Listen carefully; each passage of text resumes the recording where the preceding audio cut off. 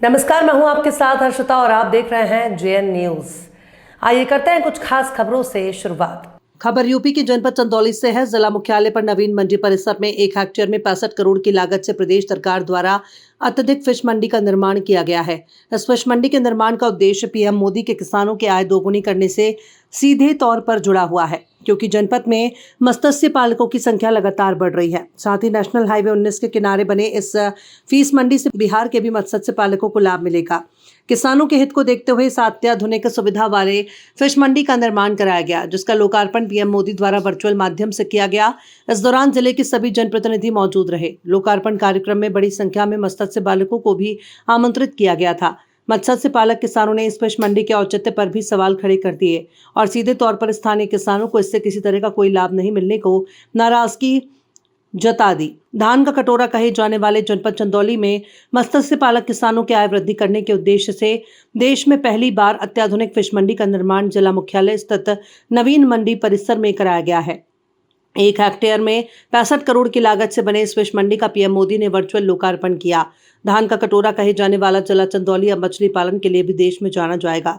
Delhi Kolkata national highway 19 पर ultra model fish market बनकर तैयार हो चुका है। इस मंडी के बनने से पूर्वांचल के मत्स्य पालन करने वाले किसानों की आय दोगुनी होगी। होलसेल, रिटेल और मछली पालन से संबंधित सभी उपकरण, सीड्स, दवाएं, चार सब कुछ एक छत के नीचे उपलब्ध होगा।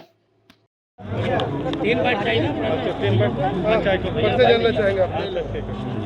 मैं मदनजीत सिंह, ग्राम सभा बर्थना कला, विकास मिश्र कलिया, जनपद चंदौली। कृषि मंडी का उद्घाटन हुआ, हालांकि भी पूर्णतः बना नहीं है। कितना लाभ होगा अगर ये कंप्लीट हो जाए किसानों को? एक्चुअली अभी जो मंडी में जो हम लोग बहुत पहले से डिमांड रही है कि यहाँ प्रोसेसिंग यूनिट और आइस प्लांट होना चाहिए। जब तक वो नहीं होता है तो इसका पूर्ण रूप से लाभ नहीं मिलेगा। मार्केट अब जिंदा मछली की तरफ जा रहा है। आप भी इससे सहमत होंगे कि जिंदा मछली हर लोग खाना पसंद करते हैं। तो जो मरी हुई मछली आएगी यहाँ बिना प्रोसेस किए, उसका उत्पादन बिना प्रोसेस किए वो नहीं यूज लायक होगी। वो यहाँ बहुत ही ज़रूरी है, उसको यहाँ स्थापित करना चाहिए। और जनपद में बना है मंडी तो किसानों के लिए इसमें तमाम तरह के हम लोग बहुत प्रमुख सचिव से भी बात हुई थी, उसमें भी हम लोग इस पक्ष को रखे थे कि जैसे यहाँ पे ट्रेनों का ठहराव बहुत कम है, तो उस पोजीशन में मछलियाँ यहाँ जो आएंगी वो जा कैसे पाएंगी। ये सब गंभीर विषय हैं जिस पे विचार करने योग्य है। प्रोसेसिंग यूनिट हो गया, ट्रेनों का ठहराव हो गया, और मंडी में जो दुकानें हैं वो दुकानें, चाचा से भी बात हुई, दुकानें जो है इतनी महंगी हैं कि हमारी लाइफ इज बेंडिंग सेंटर बर्थना कला में है। संभवतः चंदौली मुख्यालय से जितना दूर लाइफ इज बेंडिंग सेंटर है, हमारा सेंटर है, उतने दूर ही मुख्यालय है। हम पिछले विगत 1 साल से काम कर रहे हैं, उसमें हम 25 से 30 किलो मछली उसे बेच पाते हैं। तो जिंदा बहुत लाभ नहीं मिलने वाला है। बहुत लाभ नहीं मिलने वाला है। रतन जी, इस मंडी का उद्घाटन हुआ है, कितना लाभप्रद है? चूँकि आप एक मछली पालक स्वयं है, तो कितना लाभप्रद होगा जनपद के मछली पालकों को और अन्य लोगों को? जब तक जनपद के किसानों को इस मंडी में जो है दुकान अलॉटमेंट नहीं होता है और बाहर के लोग ही आएंगे, तो किसान तो जैसे उत्पादन करते रहे, बिचौलियों से ठगते रहे, वैसे ठगते रहेंगे। और दूसरी जो सबसे बड़ी बात है कि इस मत्स्य मंडी में जो प्रोसेस यूनिट लगना था, जिससे हमारी मछली प्रोसेस करके जो है देश विदेश में भी निर्यात हो सके।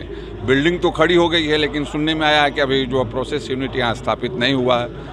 तो ये जो है ईंट का पहाड़ जो है खड़ा हुआ है, इससे जो है चंदौली के मत्स्य उत्पादक किसानों को हमारे समझ से कोई लाभ होते हुए दिखाई नहीं दे रहा। ये बन के तैयार होगा तो कितना लाभ? ये बन के तैयार होगा तो यहाँ मछली जिंदा खरीदेगा कौन?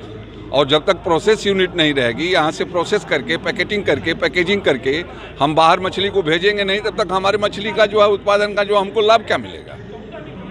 इतना लागत लगाकर बनाने का फिर क्या फायदा? आप समझ लीजिए कि 111 दुकान है और पीपीपी मॉडल पे जो है इनकी जो सबसे छोटी दुकान है उसका 15 से 18 लाख रुपए इन्होंने रेट रखा है। चंदौली जनपद का कौन सा मत्स्य उत्पादक किसान है जो 18 लाख दे करके यहाँ पे दुकान अलॉटमेंट कराएगा? ऐसा क्यों किया जा रहा है, क्या लग रहा है?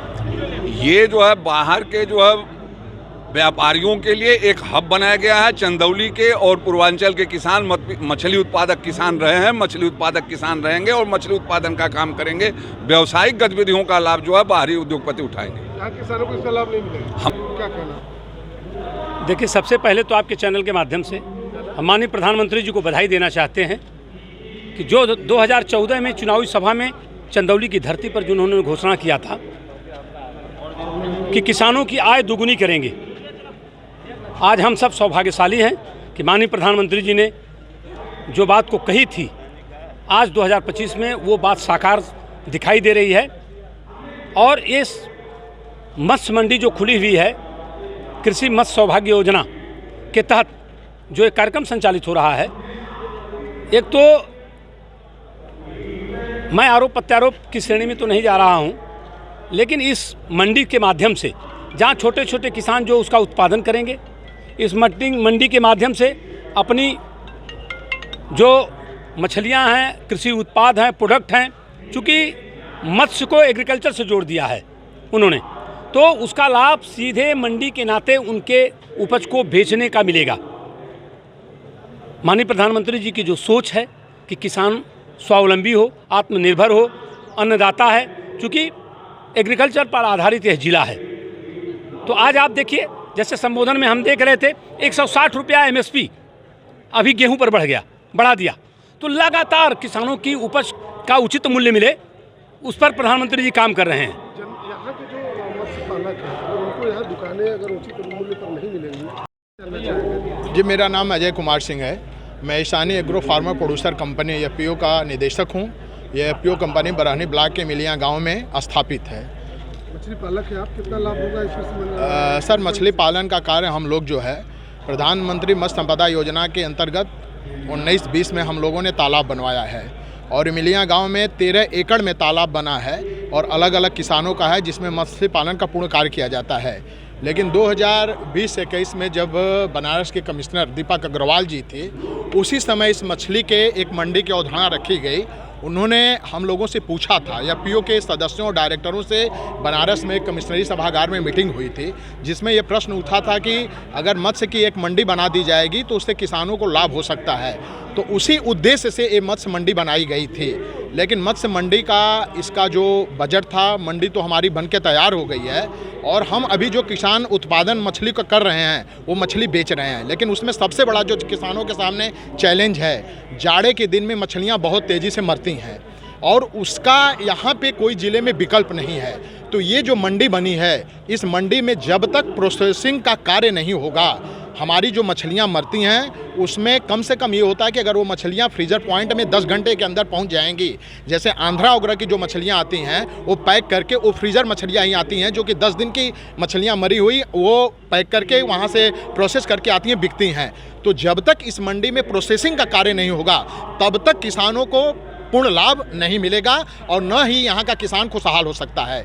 किसान यहाँ का खुशहाल उसी शर्त पे होगा जब ये मंडी पूर्ण रूप से, और FPO संगठन, हमारे जो अभी तीनों भाई ने हमें पहले जो इंटरव्यू दिए हैं, ये हमारा है कि हम सारे लोगों के संगठन में 1-1 हज़ार किसान हैं और इस किसानों का तभी लाभ मिल सकता है जबकि यहाँ कृषक उत्पादन संगठन को यहाँ दुकानें अलॉट की जाएं और उनके जो मत्स्य पालन किसान सदस्य हैं उनसे मछली खरीद की जाए और प्रोसेसिंग करके उसको एक्सपोर्ट इंपोर्ट करके आगे भेजा जाए, तभी ये किसानों को यहाँ से पूर्ण लाभ होगा। जय हिंद, जय। किसानों को जो मछली पालक है उससे कितना लाभ होगा?